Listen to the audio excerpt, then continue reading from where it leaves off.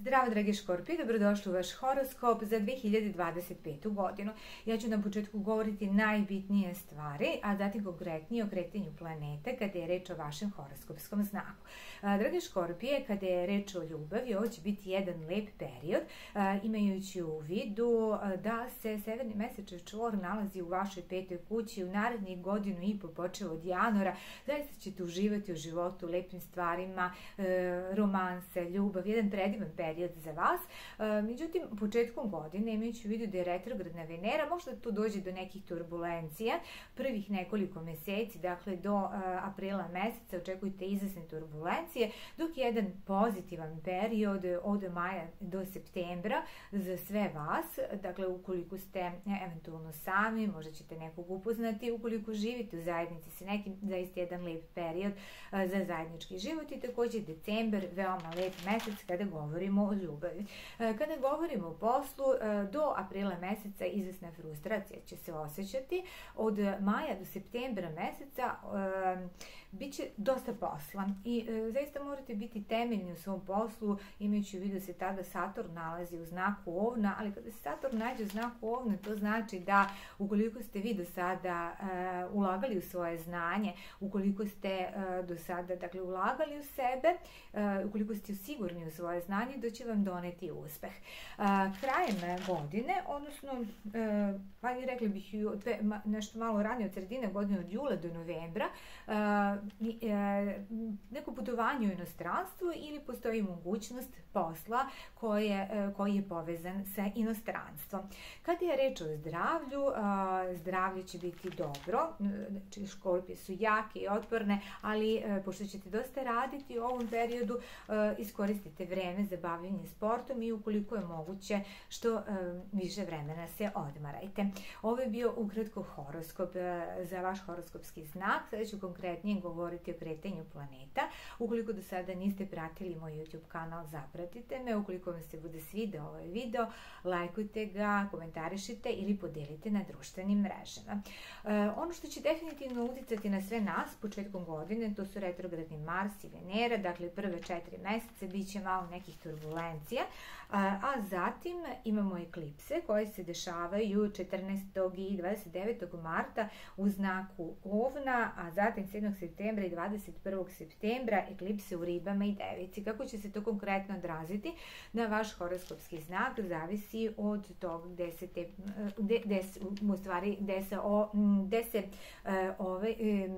Oven, odnosno znak Ovna, odnosno znak Riba i Devica nalazi u vašem horoskopu. Kao što sam rekla, severni mesečev čvor se seli u znak Riba i severni mesečev čvor će biti neki godinu i po, dakle u znaku Riba, južni mesečev čvor je u znaku Devica i to znači da u narednom periodu biće pre svega dominantna ta energija saradnje, energija koja podrazumeva da mirno reagujete na određene, čak možda i negativne situacije, jer treba se uskladiti sa talasom, treba se uskladiti sa nekim promenama koje se dešavaju.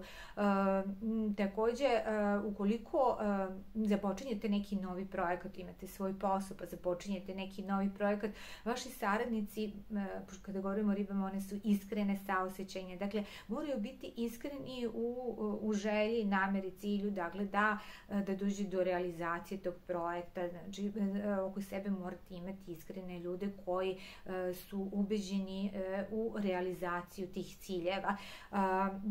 Dakle, veoma je bitno da u narednom periodu budete svesni da bi došlo do realizacije nekih ciljeva, morate imati ne samo saradnike, već i podršku izvesnih ljudi da bi došlo do realizacije ciljeva. U narednom periodu je veoma bitno, rekla bih, zajedništvo.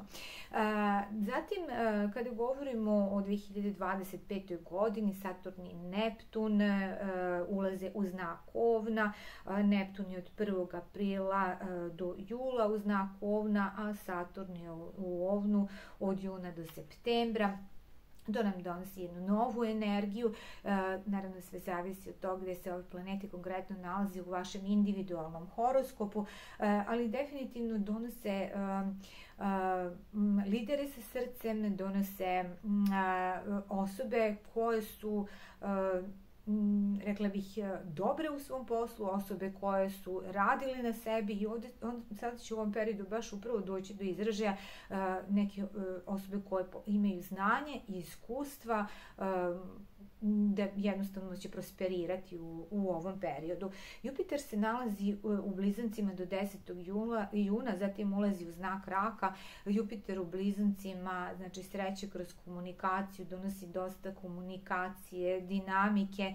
Imajući u vidu da se početkom juna Uran nalazi u blizancima, to nam govori o tome da će biti dolazi do promena u načinu učenja, nove tehnologije kada govorimo o učenju.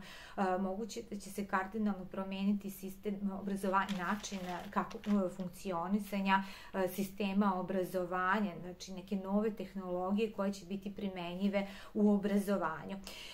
Pluton se nalazi u 4. kući, a Uran se nalazi u 8. kući.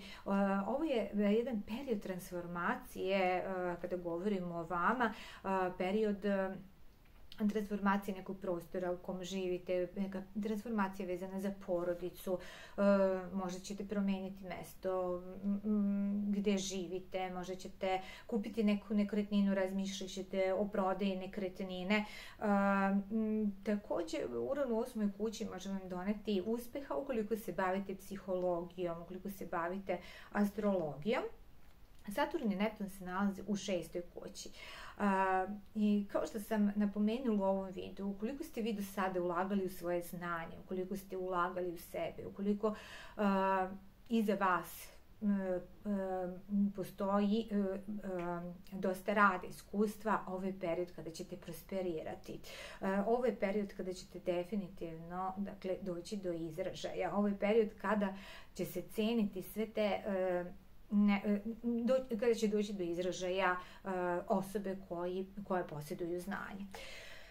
Zatim, Jupiter se do juna nalazi u 8. kući, zatim ulazi u 9. kuću. Kada uđu u 9. kuću donosi vam putovanja, tako da od juna meseca pa maltene i do kraja godine postoji mogućnost da ćete ići na neka putovanja u inostranstvu. Kao što sam rekla, severni mesečev čvor se nalazi u 5. kući i donosi vam mnogo sreće, mnogo lepih trenutaka i mnogo uživanja u životu u narednih godinu i po. U narednih godinu i po vaš život će biti ispunjen lepim emocijama, ljubav, romansa, sreća zbog dece, može doći do proširenja porodice ukoliko ste o tome razmišljali, ali takođe sreća zbog nekih novih projekata, da ćete prosperirati kroz neke nove projekte, a imajući u vidu, dakle, se Saturn i Neptun nalaze u vašoj 6. kući, jedan uspešan period, naročito, tako rekla bih, od juna do septembra meseca. Dakle, dragi Škorpije, ovo je bio ukratko vaš horoskop za 2025. godinu. Ja vam želim sve najlepše i vidimo se uskoro.